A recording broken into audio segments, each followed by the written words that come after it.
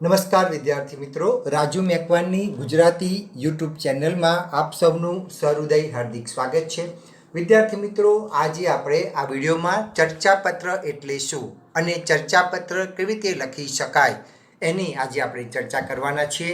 આ વિડીયો શરૂ કરતાં પહેલાં આપને એક બાબત ખાસ જણાવી દઉં કે જો તમે મારી યુટ્યુબ ચેનલ પર નવા આવ્યા હો તો મારી યુટ્યુબ ચેનલમાં આપને સ્પર્ધાત્મક પરીક્ષાના વ્યાકરણને લગતા બધા જ વિડીયો, સાથે સાથે સમાસ, છંદ, અલંકાર, એટલું જ નહીં ગદ્યાર્થ ગ્રહણ, પદ્યાર્થ ગ્રહણ, અર્થ વિસ્તાર, સંક્ષેપીકરણ, અહેવાલ લેખન, પત્ર લેખન, શાળા જીવનને લગતા બધા જ વિડીયો, વાદાત્મક ગદ્ય, ભાવાત્મક ગદ્ય અને અરજી લેખન કેવી રીતે કરી શકાય, આદર્શ ઉત્તરવહીનું લેખન કેવી રીતે કરી શકાય, આ બધા જ વિડીયો આપને મારી એકમાત્ર યુટ્યુબ ચેનલમાંથી મળી રહેશે. તમારે વિદ્યાર્થી મિત્રો ચેનલને સબસ્ક્રાઈબ કરવાની છે, ત્યારબાદ પ્લેલિસ્ટમાં જઈને તમે જોઈ શકો છો. હવે આપણે આ વિડીયોની શરૂઆત કરીએ છીએ. ચર્ચાપત્ર એટલે શું? તો વિદ્યાર્થી મિત્રો, સૌપ્રથમ આપણે એનો સામાન્ય અર્થ જોઈએ. ચર્ચા અર્થાત આપણા વિચારને કે આપણી વાતને સ્પષ્ટ રીતે મૂકવી તે. જે પત્રમાં જાહેર સમસ્યા એટલે કે પ્રજાના પ્રશ્નો અંગે ચર્ચા કરવામાં આવે છે તેને સામાન્ય રીતે ચર્ચાપત્ર કહેવામાં આવે છે.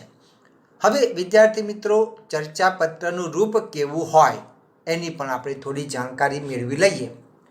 પ્રત્યેક અખબારમાં સામાન્ય જનતા પોતાના વિચારને મોકળા મને રજૂ કરી શકે એ માટે એક કોલમ ચાલતી હોય છે, જેમાં સમાજનો કોઈ ભાગ ક્ષતિગ્રસ્ત લાગતો હોય એની ચર્ચા કરી શકે અને આ ચર્ચા થકી વર્તમાનપત્રના અન્ય વાચકો, જન સમુદાયનું માનસિક ઘડતર થઈ શકે એ હેતુથી ચર્ચાપત્ર લખાય છે.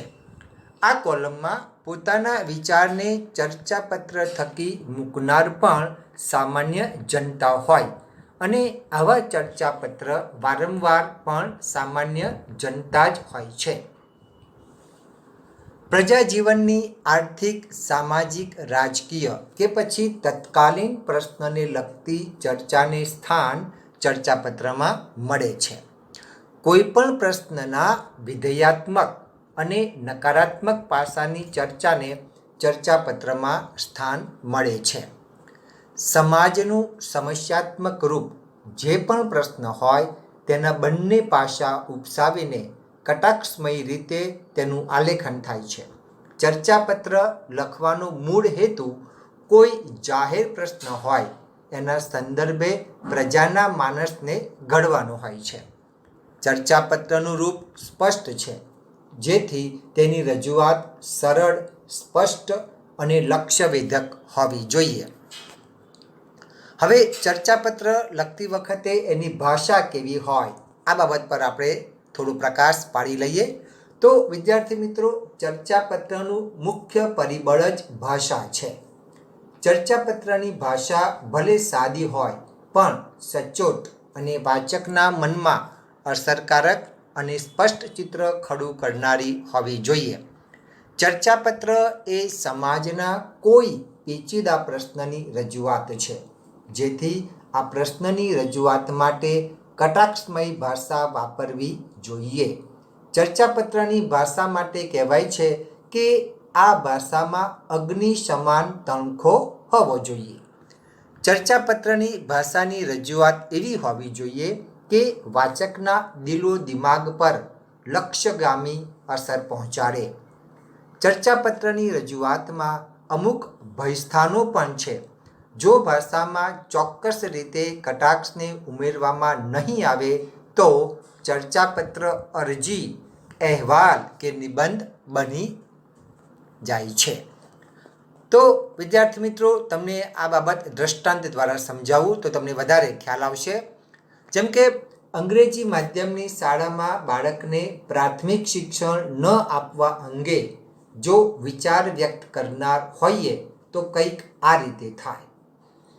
એમાં જોઈએ તો અંગ્રેજી માધ્યમની શાળામાં બાળકને પ્રાથમિક શિક્ષણ આપવું એટલે દેખતા ડોળે કૂવામાં પડવા જેવી વાત છે.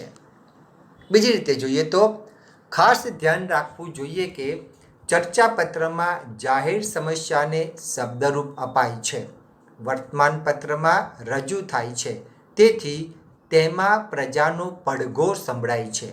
સાથે સાથે પ્રજાના માનસનું ઘડતર થઈ શકે છે. હવે વિદ્યાર્થી મિત્રો, ચર્ચાપત્ર એટલે શું? તો વર્તમાનપત્રમાં પ્રજાના પ્રશ્નોની રજૂઆત કરવાની વિવિધ પદ્ધતિઓમાંની એક છે એ ચર્ચાપત્ર. બરાબર?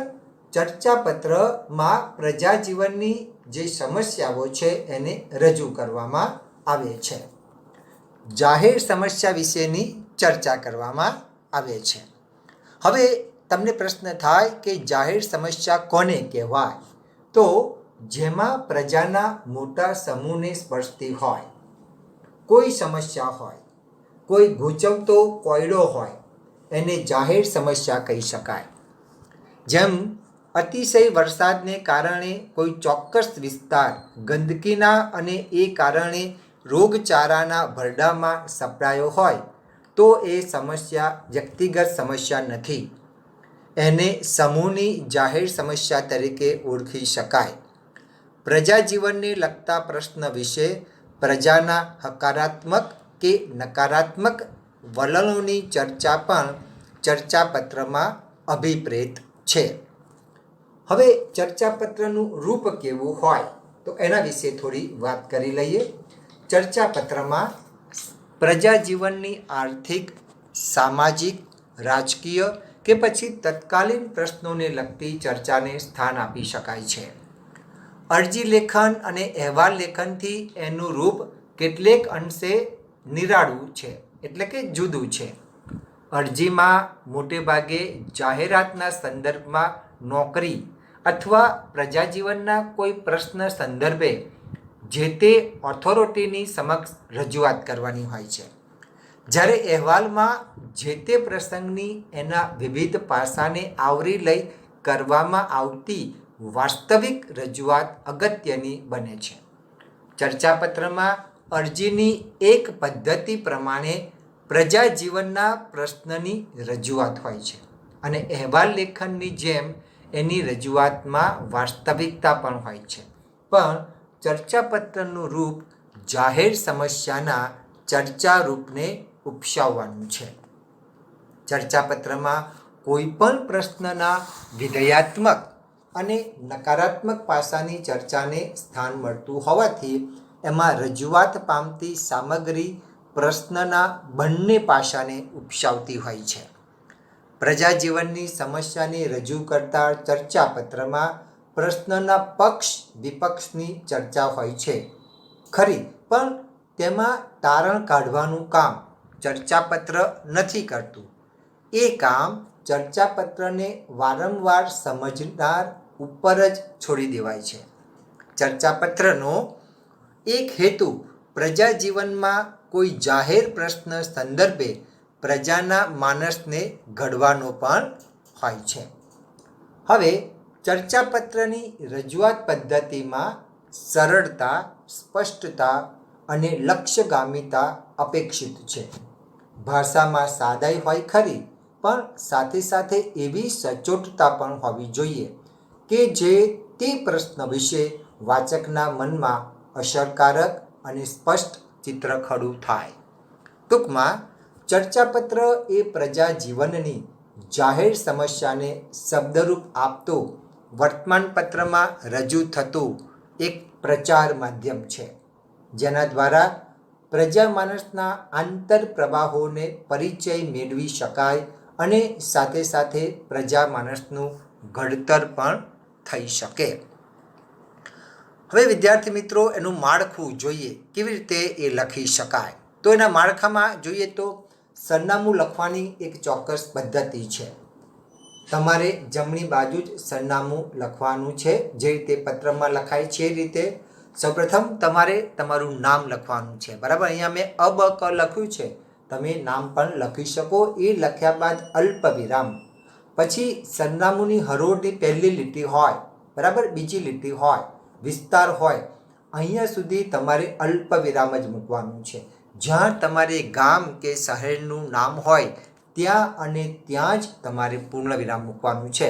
તમે સ્ક્રીન પર જોઈ શકો છો, બરાબર. તમારું નામ આવે, પછી સોસાયટી કે ફળિયાનું નામ હોય અને પછી આજુબાજુ વિસ્તારનો ઉલ્લેખ હોય ત્યાં સુધી તો અલ્પ વિરામ જ આપણે કરીએ છીએ. અને જ્યારે ગામ કે શહેરનું નામ આવે ત્યાં આપણે પૂર્ણ વિરામ મૂકવાનું છે. હવે ડાબી બાજુનું જે સરનામું જે છે એ ફક્ત તંત્રીને ઉદ્દેશીને લખાય છે, બરાબર. તંત્રી, પછી તમે એમનું નામ લખી શકો, બરાબર. તંત્રી શ્રી, પછી એ વર્તમાન પત્ર લખવાનું છે, વિસ્તાર લખવાનું છે અને શહેર લખવાનું છે. હવે આટલું લખાઈ ગયા પછી તમારે વિગત લખવાની છે, વિષય. એ વિષયમાં પણ જે પણ વિષય પ્રશ્નને લખાયેલો હોય એ રીતે અહીંયા લખાવવો જોઈએ. પછી તમારે અહીંયા લખ્યું છે એ રીતે લખવાનું છે સુગ્ન મહોદય શ્રી અથવા તો આદરણીય શ્રી, બરાબર. એ રીતે તમે લખી શકો, સંબોધન પ્રયોજી શકો. પછી લખવાનું છે ઉપયુક્ત વિષય અન્વયે હું મારા મૌલિક વિચારોમાં લખાયેલો ચર્ચાપત્ર મોકલી રહ્યો છું, જેને આપ વર્તમાન પત્રમાં સ્થાન આપીને જનમત ઘડવામાં મારી મદદ કરશો જી. અને પછી તમારે બિડાણ લખવાનું હોય છે, બરાબર. બિડાણ એ તમારે મૂકવાનું હોય છે. ત્યારબાદ ચર્ચાપત્ર. આટલું લખાઈ ગયા પછી શીર્ષક લખી ચર્ચાપત્રની વિગત એટલે કે તમારે લેખ લખાય છે. આ રીતે તમે લખી શકો. બીજી રીતે પણ આપણે એનું બીજું માળખું જોઈએ તો અહીંયા એક નમૂના રૂપ છે કે ડિજિટલ ટ્રાન્સફોર્મેશન પ્રવેશેલા ભારતને અભેદ્ય સુરક્ષા કવચની જરૂર છે.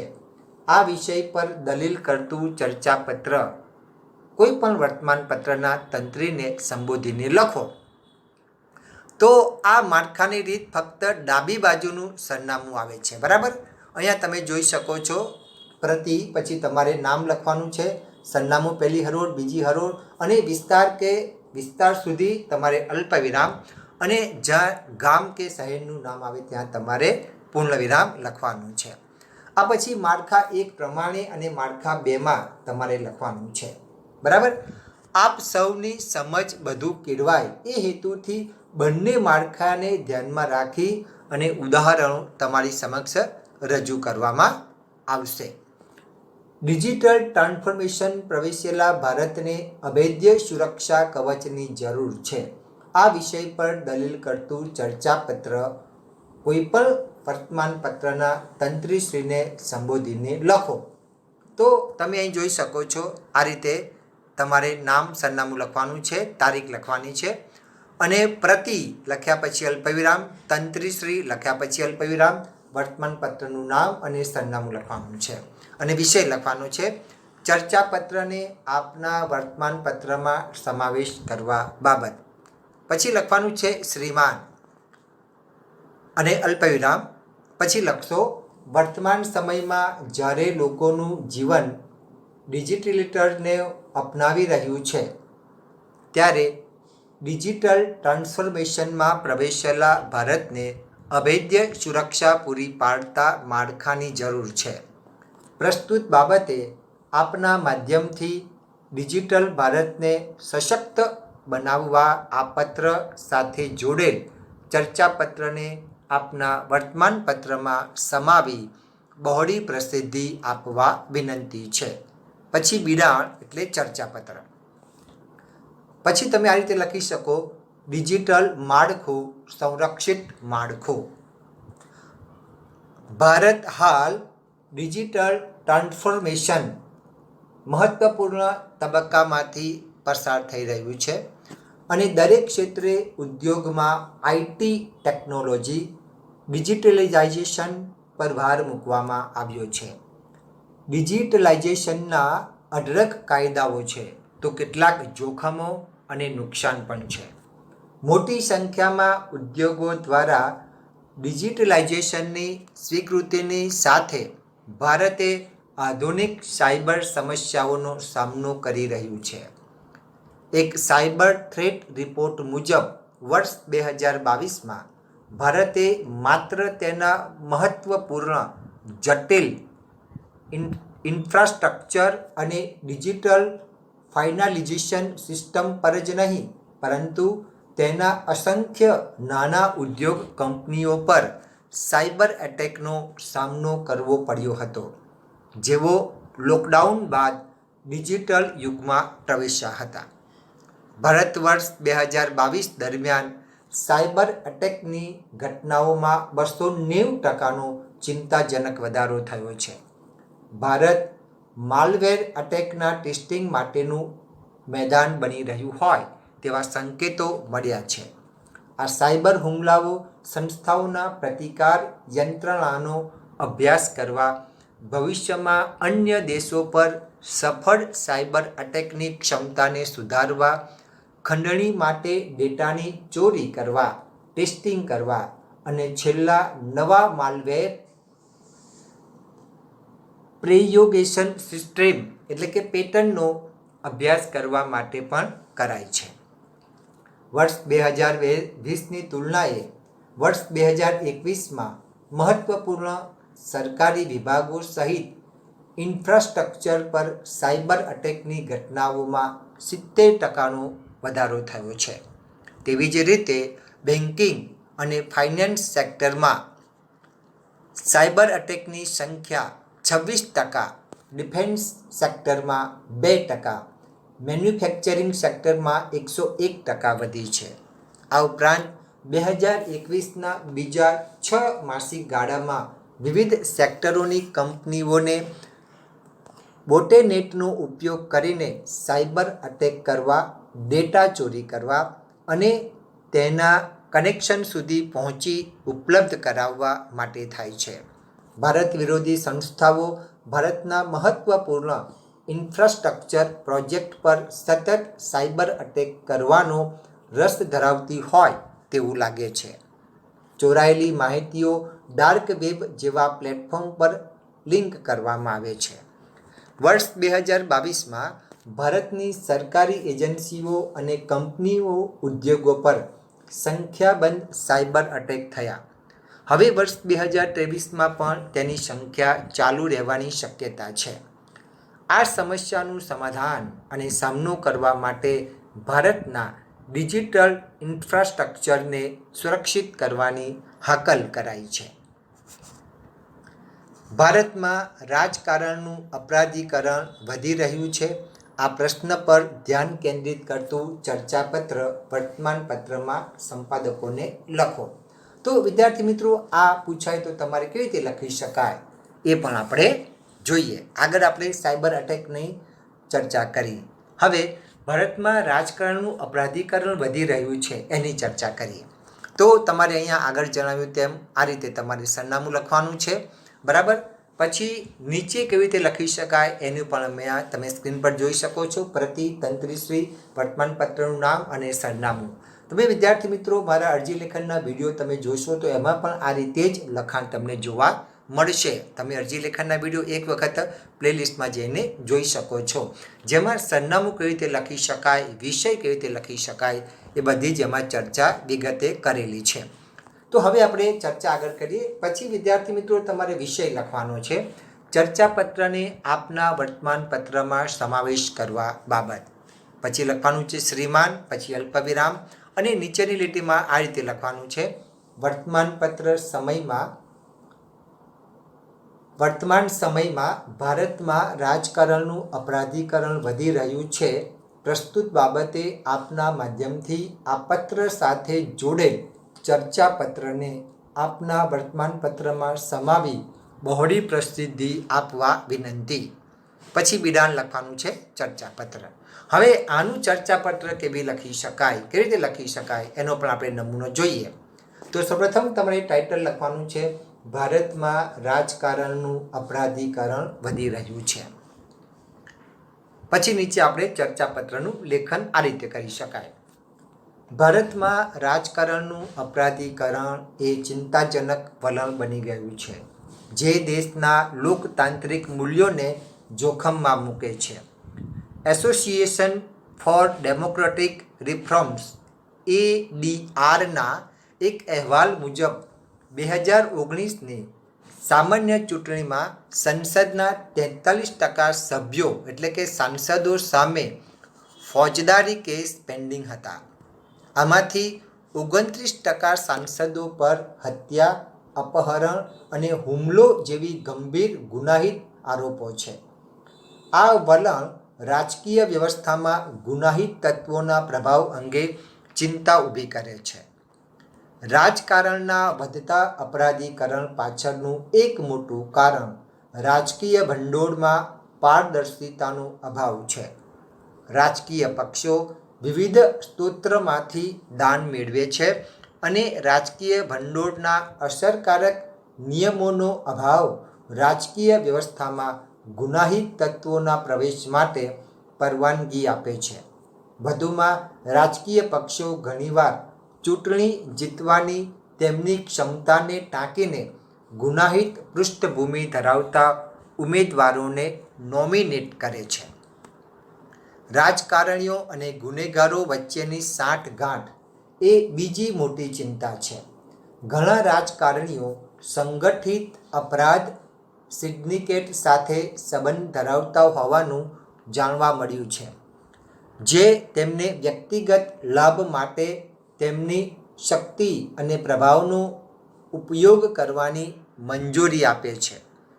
આ માત્ર કાયદાના શાસનને જ નહીં, પરંતુ ભ્રષ્ટાચાર અને અસમાનતાને પણ કાયમી બનાવે છે. ભારતમાં રાજકારણના અપરાધીકરણના દૂરગામી પરિણામો છે. તે માત્ર રાજકીય વ્યવસ્થામાં લોકોના વિશ્વાસને તોડી નાખે છે, પરંતુ લોકશાહીની અસરકારક કામગીરીમાં પણ અવરોધ ઊભો કરે છે. વધુમાં, તે દોષમુક્તિની સંસ્કૃતિ બનાવે છે, જ્યાં ગુનાહિત પૃષ્ઠભૂમિ ધરાવતા રાજકારણીઓ મુક્તિ સાથે કામ કરવા માટે ઉત્સાહ અનુભવે છે. આ સમસ્યાઓનો સામનો કરવા માટે રાજકીય ભંડોળના કડક નિયમન, ઉમેદવારોના નામાંકનમાં વધુ પારદર્શિતા અને કાયદાના શાસનના મજબૂત અમલીકરણની જરૂર છે. રાજકીય પક્ષોને તેમના ઉમેદવારોની ગુનાહિત પૃષ્ઠભૂમિ માટે જવાબદાર ઠેરવવાની જરૂર છે અને ન્યાયતંત્રને સુનિશ્ચિત કરવાની જરૂર છે કે રાજકારણીઓ સામેના ફોજદારી કેસોનો ઝડપથી નિકાલ થાય. નિષ્કર્ષમાં, ભારતમાં રાજકારણનું વધતું અપરાધીકરણ એ એક મુખ્ય મુદ્દો છે જેને તાકીદે સંબોધિત કરવાની જરૂર છે. રાજકીય ભંડોળમાં પારદર્શિતાનો અભાવ, ગુનાહિત પૃષ્ઠભૂમિ ધરાવતા ઉમેદવારોની નોમિનેશન અને રાજકારણીઓ અને ગુનેગારો વચ્ચેની સાંઠગાંઠ મુખ્ય ફાળો આપતા પરિબળો છે. લોકશાહીની અસરકારક કામગીરી સુનિશ્ચિત કરવા માટે રાજકીય પ્રણાલીમાં વધુ પારદર્શિતા અને જવાબદારીની તેમજ કાયદાના શાસનના વધુ મજબૂત અમલીકરણની જરૂર છે. તો આ રીતે વિદ્યાર્થી મિત્રો તમે ચર્ચાપત્ર લખી શકો. હજુ આપણે વધુ એક નમૂનાનું ચર્ચાપત્ર જોઈએ. તો પક્ષાંતર ધારાની આજના સમયની પ્રાસંગિકતા પર તમારા વિચારો રજૂ કરતું ચર્ચાપત્ર આશરે 150 શબ્દોમાં તૈયાર કરો. વિદ્યાર્થી મિત્રો, તમે જાહેર પરીક્ષા આપતા હો તો એમાં લેખિતમાં આ રીતે પ્રશ્ન પૂછી શકાય, તો એમાં કઈ રીતે જવાબ લખી શકાય એ આપણે જોઈએ. તો સૌપ્રથમ તમારે લખવાનું છે પ્રતિ તંત્રીશ્રી, વર્તમાનપત્રનું નામ અને સરનામું, બરાબર, અને વિષય લખવાનો છે પક્ષાંતર ધારાની પ્રાસંગિકતા પરના ચર્ચાપત્રને છાપવા બાબત, બરાબર. પછી તમે લખી શકો સુજ્ઞ મહોદયશ્રી, પછી અલ્પવિરામ, એની નીચેની લીટીમાં તમે આ રીતે લખી શકો સવિનય જણાવવાનું કે પક્ષાંતર ધારાની પ્રાસંગિકતા પરના ચર્ચાપત્રને આપના વર્તમાનપત્રમાં સ્થાન આપવા વિનંતી. લિખિતન આપનો વિશ્વાસુ, પછી તમે તમારું સહી કરી શકો, નામ લખી શકો અને સરનામું પણ લખી શકો અને વિરામ કરીને તમે ચર્ચાપત્ર મૂકી શકો. તો એનું ચર્ચાપત્ર લખવાનું થાય તો કઈ રીતે લખી શકાય એ આપણે જોઈએ. અહીંયા તમારે શીર્ષક લખવાનું છે પક્ષાંતર ધારાની પ્રાસંગિકતા. હાલ રાજસ્થાન રાજ્યમાં ધારાસભ્યો રાજીનામું આપીને પક્ષ બદલી રહ્યા છે. થોડા સમય પહેલાં મધ્યપ્રદેશમાં પણ આ જ સ્થિતિ જોવા મળી હતી. કર્ણાટકમાં પણ ધારાસભ્યો પણ પક્ષમાંથી રાજીનામું આપી અન્ય પક્ષ સાથે જોડાઈ ગયા હતા. અને છેલ્લા 1-2 વર્ષમાં ઘણા ખરા રાજ્યોમાં આ સ્થિતિ જોવા મળી છે. તો આવા સમયમાં ધારાસભ્યો અથવા સાંસદ સભ્યોને પક્ષ બદલતા રોકવા માટે બનાવેલ પક્ષાંતર ધારો કેટલો અસરકારક છે? 1960-70ના દશકમાં હરિયાણાના ધારાસભ્ય આયરામે એક જ દિવસમાં 3 વાર પક્ષ બદલ્યો હતો. ત્યારથી પ્રચલિત આયારામ મંગળારામ રાજનીતિને અટકાવવા એટલે કે પક્ષ પલટાને રોકવા માટે 1985માં બંધારણમાં 52મો બંધારણીય સુધારો કરી 10મી અનુસૂચિત ઉમેરી પક્ષાંતર ધારો લાગુ કરવામાં આવ્યો હતો, જેમાં જોગવાઈ કરવામાં આવી કે કોઈ ધારાસભ્ય કે સાંસદ પોતાના પક્ષમાંથી રાજીનામું આપે તો તેનું ધારાસભ્ય અથવા તો સાંસદ પદ પણ છીનવાઈ જાય. ચૂંટાયેલ અપક્ષ સભ્ય કોઈ પણ પક્ષ સાથે જોડાય તો તેની પણ સદસ્યતા રદ થાય. 1/3 કરતાં ઓછા સભ્યો પોતાનો પક્ષ છોડી સામૂહિક રીતે અન્ય પક્ષમાં જાય તો તેમની સદસ્યતા રદ થાય. આ લિમિટને 91માં બંધારણીય સુધારણા 2003 દ્વારા 2/3 કરવામાં આવી છે. આ પ્રકારની કડક જોગવાઈઓ હોવા છતાં આજે પક્ષાંતર ધારામાં રહેલી કેટલીક ખામીઓનો ફાયદો ઉઠાવવામાં આવે છે. જો ગૃહ એટલે કે સદનની બહાર ચૂંટાયેલા પક્ષના સદસ્ય પક્ષની વિરુદ્ધ પ્રસાર કરે તો પણ તેના પર પક્ષાંતર ધારો લાગુ પડતો નથી. આ ધારો ફક્ત સંસદની અંદર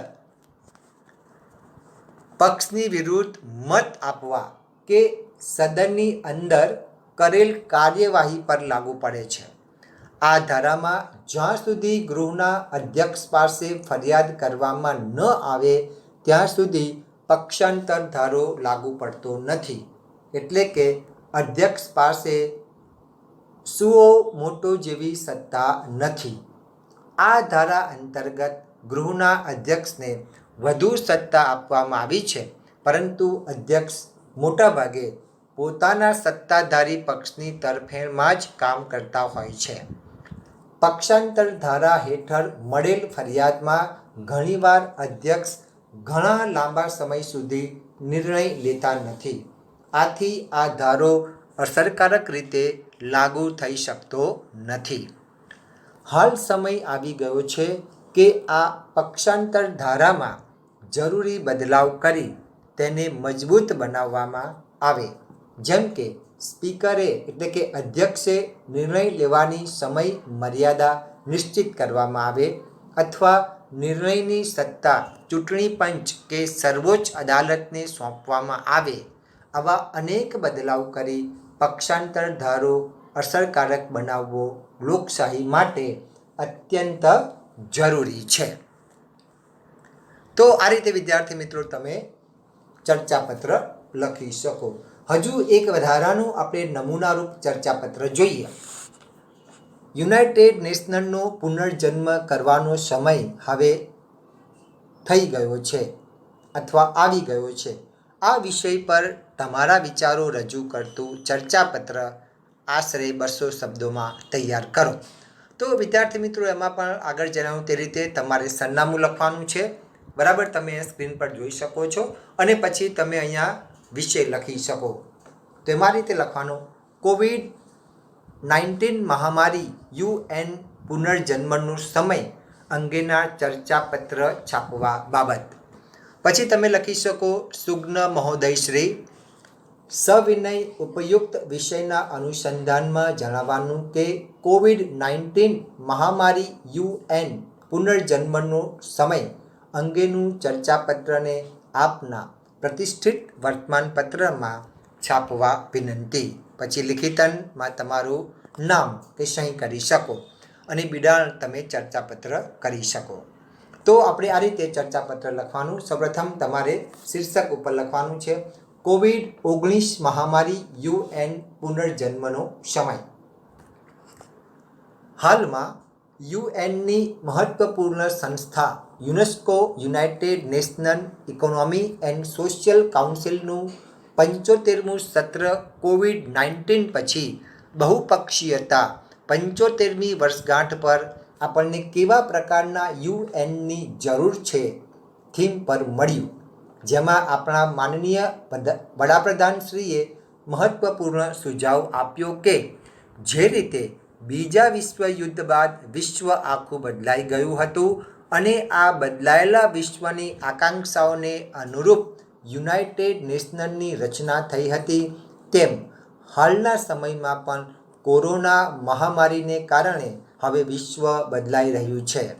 કોરોના મહામારીને કારણે લાખો લોકોએ પોતાના જીવ ગુમાવ્યા અને તેને કારણે સમગ્ર વિશ્વની અર્થવ્યવસ્થા થંભી ગઈ અને વેપાર ધંધા અને રોજગાર ચોપટ થયા અને આવનારા સમયમાં વિકાસશીલ અને અલ્પવિકસિત દેશોમાં મોટા પ્રમાણમાં ભૂખમરો આવવાની શક્યતા રહેલી છે.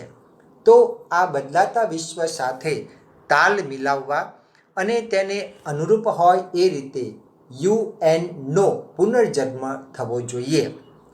કોરોના મહામારીના સમયમાં યુએનની મહત્વપૂર્ણ સંસ્થા WHO અર્થાત WHO પ્રભાવી રીતે કામ ન કરી શકતા દુનિયા તેમાંથી નાખુશ છે અને અમેરિકા જેવી મહાસત્તા આ સંસ્થામાંથી બહાર નીકળી ગઈ.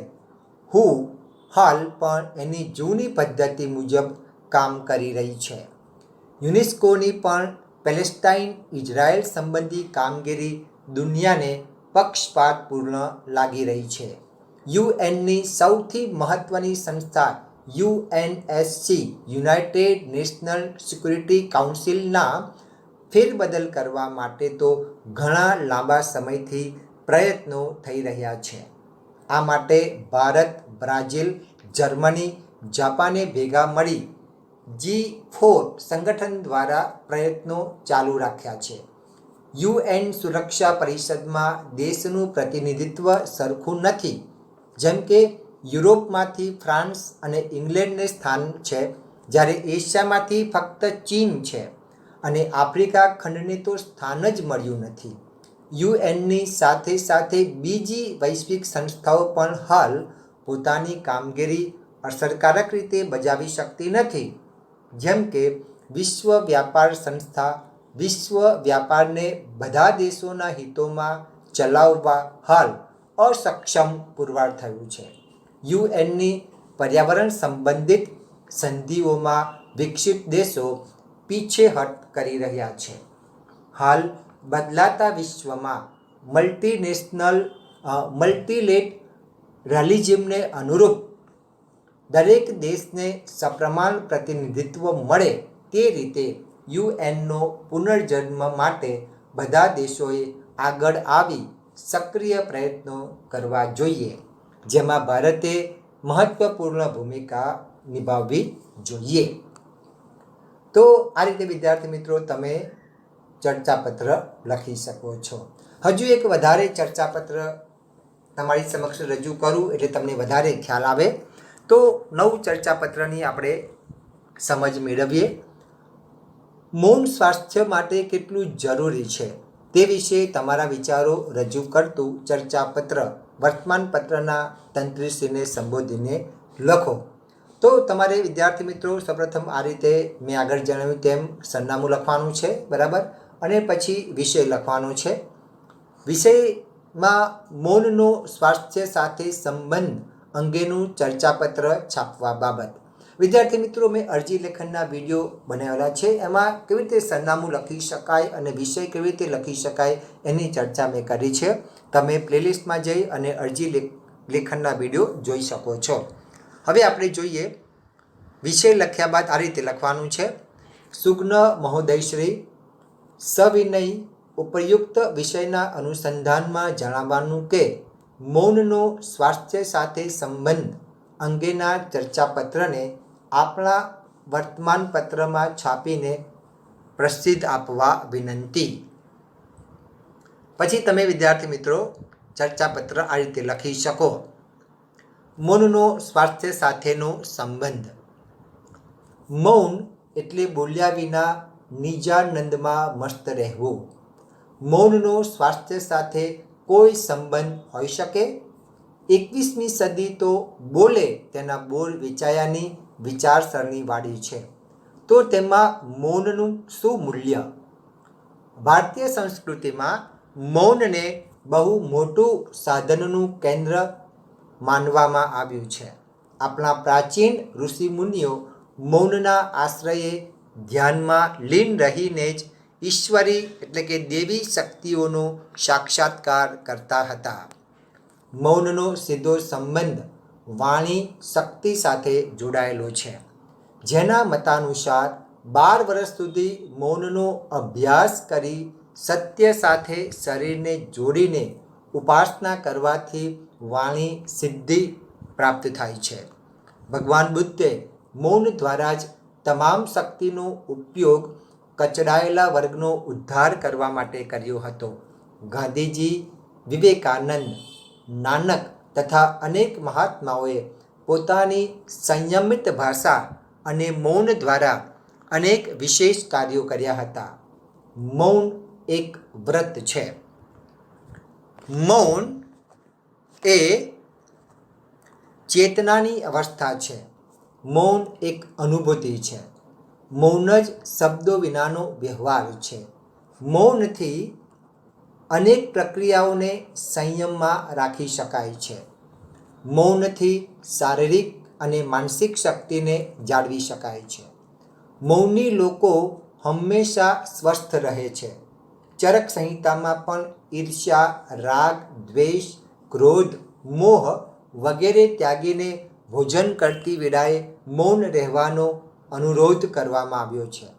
વધારે પડતું બોલવાથી ઉપાનવાયુ દુર્લભ થઈ જાય છે, જેના કારણે શરીર પણ શિથિલ રહેવા માંડે છે. મૌન દ્વારા આપણી ઈચ્છાઓ, એષણાઓને વશમાં રાખી શકાય છે. મૌનની ભાવના આત્મા, હૃદય, મસ્તિષ્ક, પાચન ક્રિયા, દયા, પ્રેમ, ક્રોધ, તાણ, ચિંતા, આવેશ, ભય, હિંસા, વ્યાકુળતા વગેરે પણ અસરકારક છે. તે દુર્ગુણોને વશ કરી શકે છે. મૌન માટે મન શાંત તથા ચિત્ત પ્રસન્ન હોવું જોઈએ. વ્યાકુળ મન મૌન માટે ઈચ્છનીય નથી. યોગ ગ્રંથો કહે છે કે અધિક ભોજન, અધિક પરિશ્રમ તથા અધિક બોલવાથી યોગ સાધના નષ્ટ થાય છે. મૌન દ્વારા સર્વ જગતને જીતી શકાય છે. ઘણી વખત મૌનનો અતિરેક શરીરને નુકસાન કરી શકે છે, પણ સંયમિત રીતે મૌન એક ઔષધ જ છે તેમ ગણીને હાલવામાં હરકત સરખું નથી. લિખિતન આપનો વિશ્વાસો પછી તમે નામ સરનામું લખી શકો છો. આ રીતે પણ વિદ્યાર્થી મિત્રો તમે ચર્ચાપત્ર મોકલી શકો છો. તમે જોઈ શકો છો મેં દરેક ચર્ચાપત્રની અંદર અલગ અલગ રીતે એનું લેખન કેવી રીતે કરી શકાય એની મેં અહીંયા સમજૂતી આપેલી છે. હવે એક બીજું આપણે વધારાનું ચર્ચાપત્ર જોઈ લઈએ. એમાં વિષય છે આ રીતે તમારે પરીક્ષામાં પૂછી શકાય. હાઈવે પરથી હોટેલોમાં બાળ મજૂરીની સંખ્યા ચિંતાજનક રીતે વધી રહી છે. પરિસ્થિતિને નિયંત્રણમાં લાવવા માટે સૂચનો આપતું ચર્ચાપત્ર વર્તમાનપત્રના તંત્રીને સંબોધીને લખો. તો વિદ્યાર્થી મિત્રો તમે જોઈ શકો છો અહીંયા તમારે આ રીતે સરનામું લખવાનું છે. તમે સ્ક્રીન પર જોઈ શકો છો, બરાબર. ત્યારબાદ પ્રતિ અને પછી તંત્રીશ્રી અને વર્તમાનપત્રનું નામ અને સરનામું લખવાનું છે. અને વિષય તો વિદ્યાર્થી મિત્રો તમારે પ્રશ્નમાંથી જ વિષય શોધીને લખવાનો હોય છે. એટલે કે વિષય તમારે પ્રશ્નમાં આપેલો જ હોય છે. તો આપણે પ્રશ્ન જોયો, હવે તેનો વિષય આ રીતે લખી શકાય. હાઈવે પરની હોટલોમાં વધી રહેલી બાળ મજૂરી અંગેનો ચર્ચાપત્ર છાપવા બાબત. વિદ્યાર્થી મિત્રો સરનામું અને વિષય કઈ રીતે લખી શકાય એની ચર્ચા તમે પ્લેલિસ્ટમાં જઈ અને અરજી લેખનના જે મેં વિડીયો બનાવેલા છે એમાં જઈને તમે જોઈ શકો છો. એમાં મેં વિસ્તારથી સમજૂતી આપેલી છે. હવે આપણે આગળ જોઈએ. પછી તમારે લખવાનું છે સુગ્ન મહોદયશ્રી.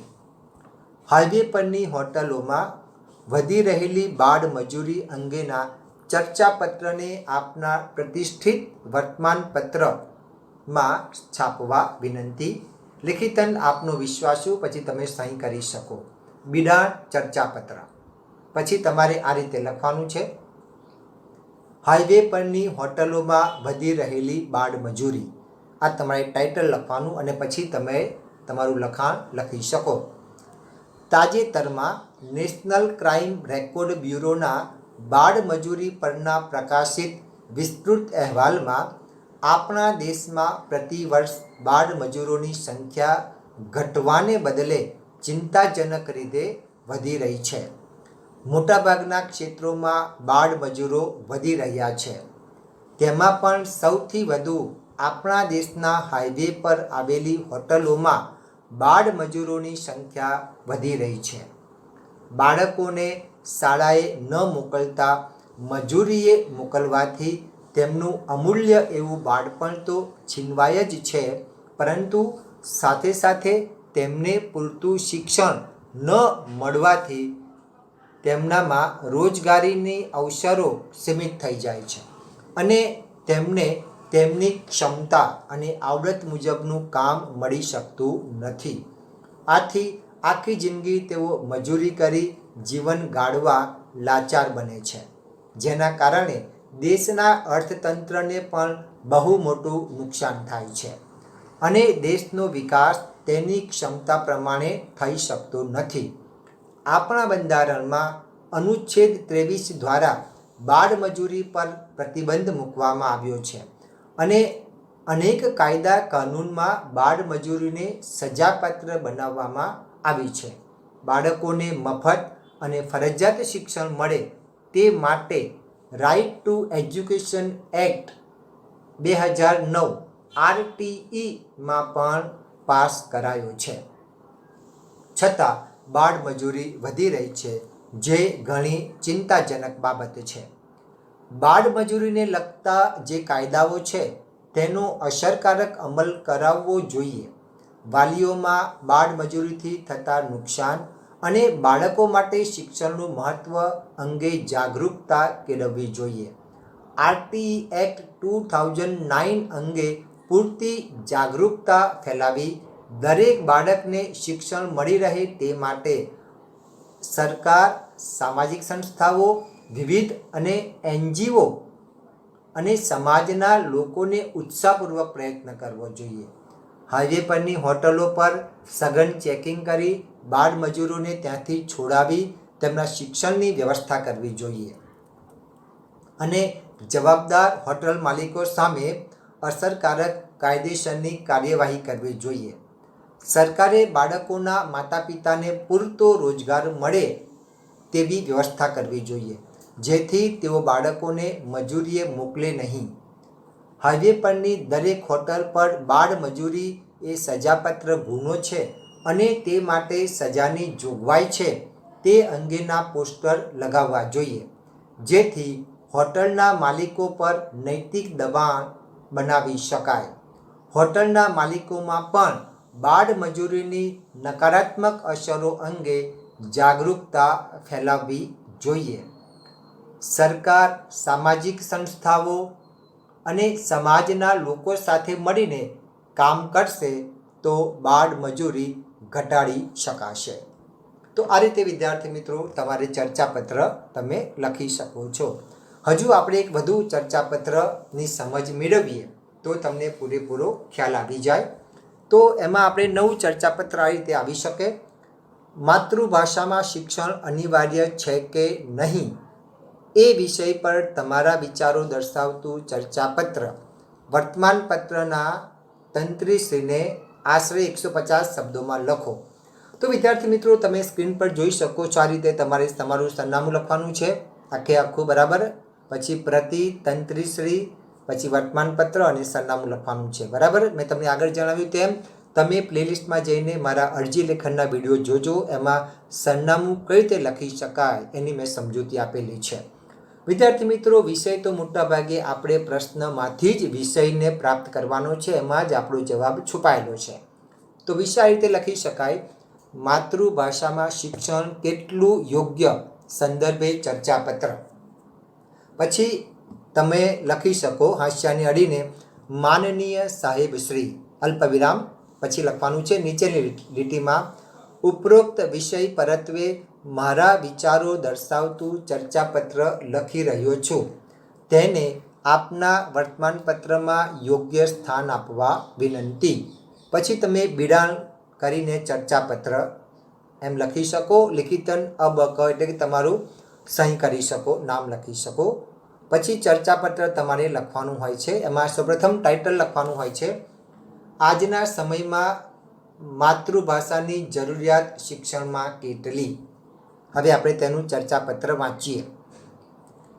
વિશ્વના બધા સંપન્ન દેશોમાં શાસનની ભાષા તેની માતૃભાષા જ છે. ઇઝરાયેલના 16 વિદ્વાનોએ ત્યાંની સ્થાનિક ભાષા હિબ્રુમાં જ નોબેલ પુરસ્કાર મેળવ્યો છે.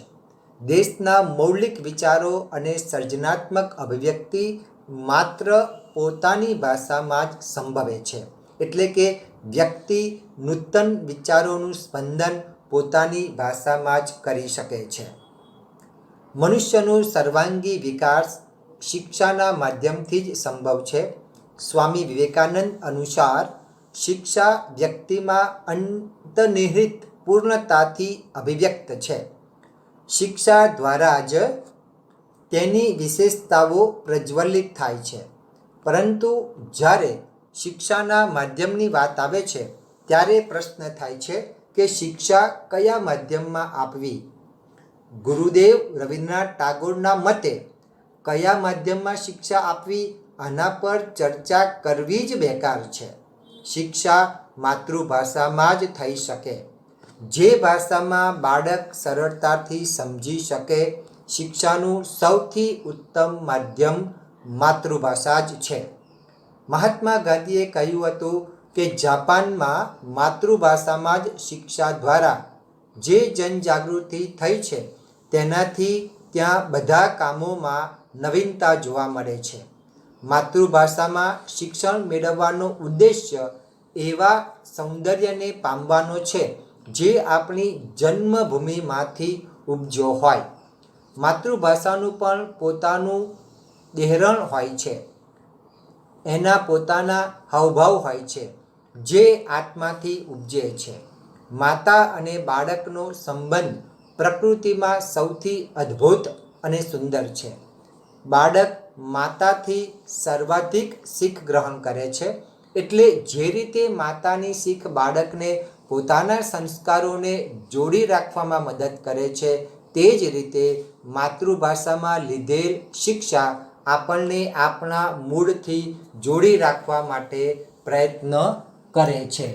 માત્ર શરત એ છે કે આપણે આપણી ભાષાના મહત્ત્વને વ્યાપક સ્તરે સ્વીકાર કરીએ અને એનું શિક્ષાનું માધ્યમ બનાવીએ.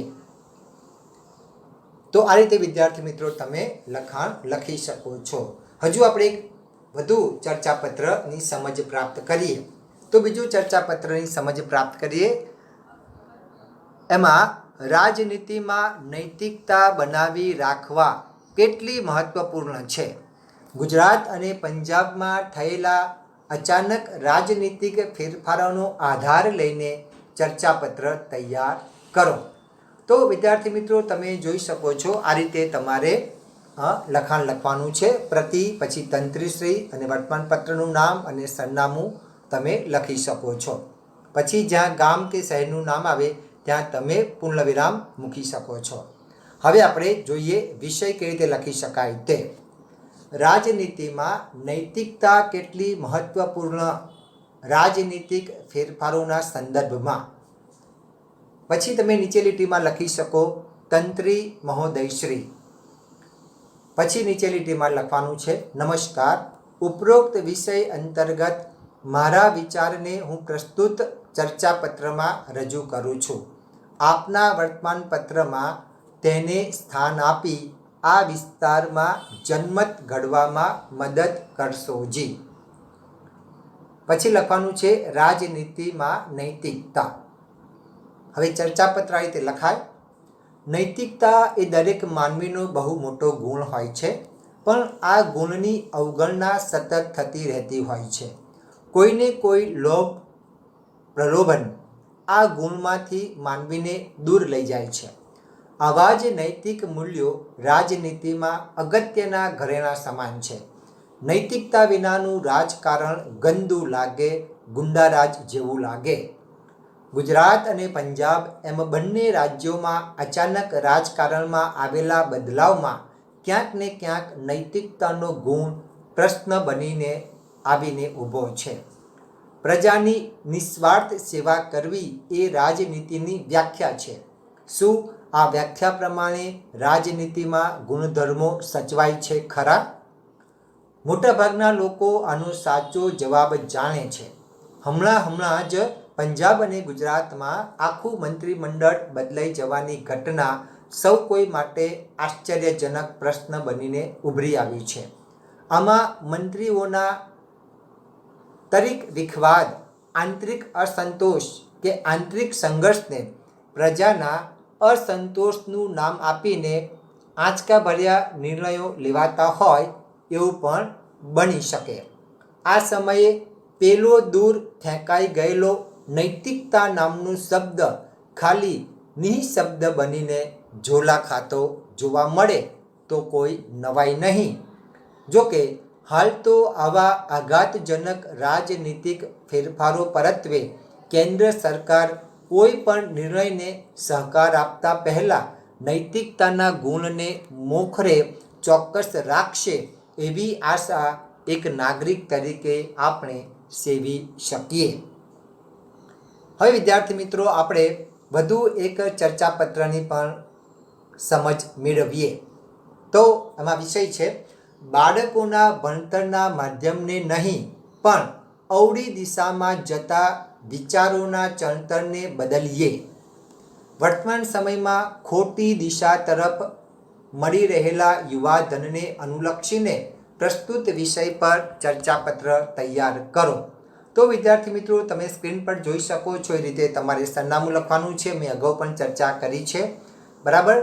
હવે આ રીતે સરનામું લખ્યા બાદ તમારે વિષય લખવાનો છે. વર્તમાનપત્ર યુવાધનની ચિંતાજનક સ્થિતિ અંગે ચર્ચા રજૂ કરવા બાબત. પછી તમે લખી શકો સુગ્ન મહોદયશ્રી, પ્રણામ. ઉપયુક્ત વિષયના અનુસંધાનમાં મેં મારો ચર્ચાપત્ર આપના અખબારમાં પ્રકાશન અર્થે મોકલ્યો છે. તો એને આપના મંતવ્ય કોલમમાં સ્થાન આપી મારા દ્વારા પ્રસ્તુત થયેલા વિષયમાં જનમત ઘડવામાં મદદ કરશો જી. પછી તમે બિડાણ ચર્ચાપત્ર લખો. તો તમારે શીર્ષક આ રીતે લખવાનું છે, શું આપણે અવળી દિશા તરફ જતા આપણા યુવાધનને બચાવી નહીં શકીએ?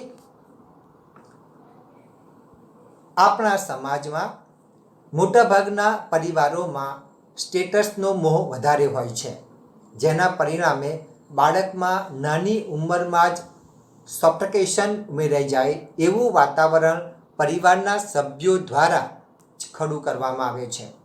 બધું જ બાહ્ય પડ જેવું હોય છે. બાળકના આંતરિક વિકાસમાં આજે મોટાભાગના પરિવારો દુર્લક્ષ સેવે છે. આજનું બાળક આવતીકાલનું ભવિષ્ય છે.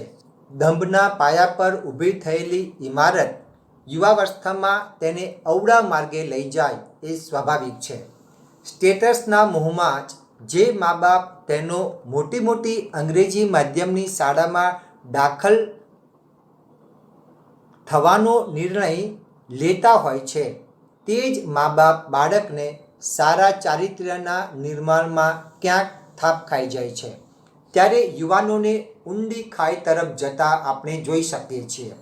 તાજેતરમાં જ ગુજરાતમાં બનેલી વખોડવા લાયક ઘટના આનું ઉદાહરણ છે. આટલેથી ચેતી જવાની જરૂર નથી? આપણા ઘરનું આ યુવાધન નથી એમ કહીને આપણે છટકી જવાની જરૂર નથી.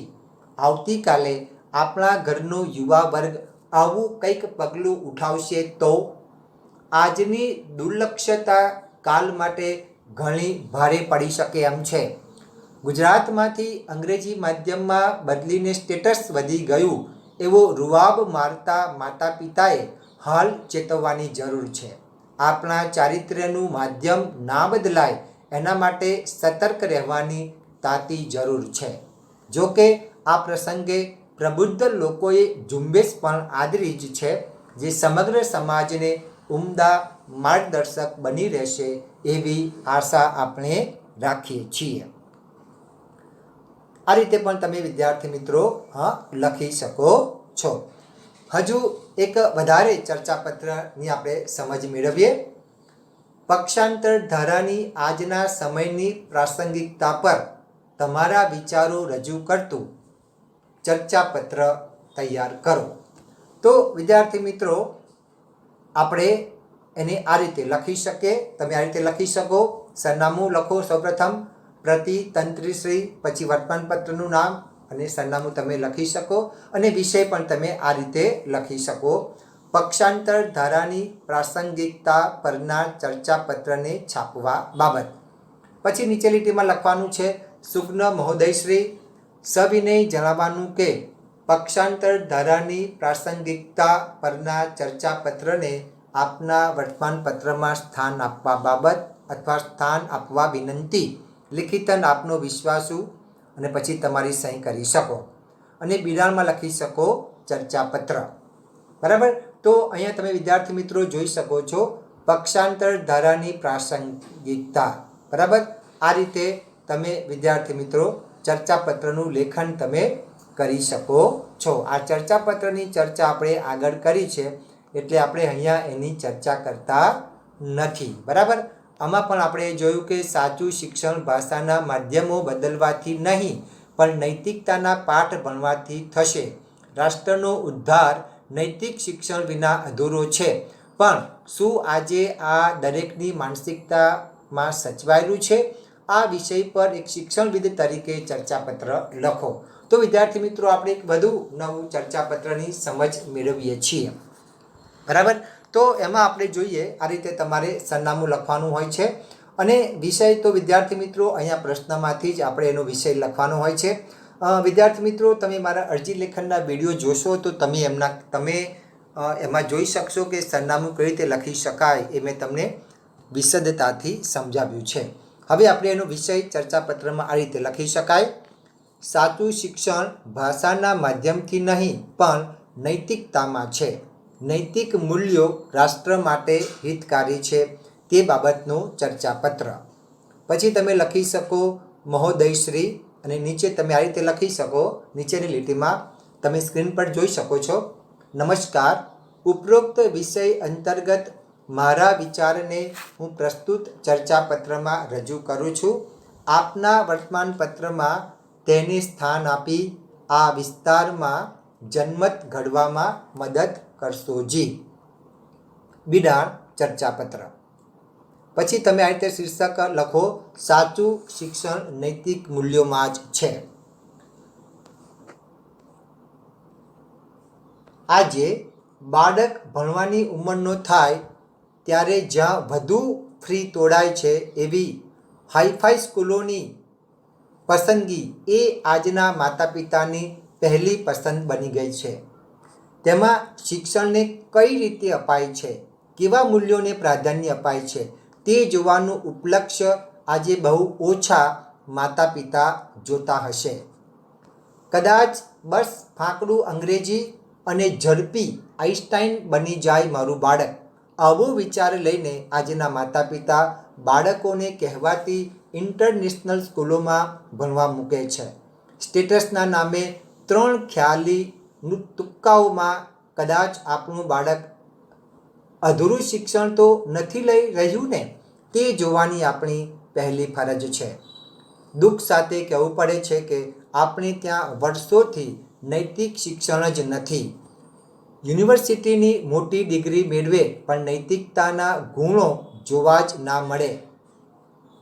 દાખલા તરીકે એક એન્જિનિયર લાંચ રૂશ્વત લઈને કોઈ ડેમ, પુલ કે મકાનના બાંધકામમાં કોન્ટ્રાક્ટરને સિમેન્ટમાં વધારે રેતી ભેળવવાની છૂટ આપી દે છે, જેમાં એન્જિનિયરના સ્વાર્થમાં વરસાદ આવતા ડેમ તૂટી જાય કે ભાંગી જાય તેને કોઈ ફેર પડતો નથી, કારણ કે નૈતિકતાને નેવે મૂકીને બેઠેલા એન્જિનિયરનો બંગલો બની ગયો હોય છે.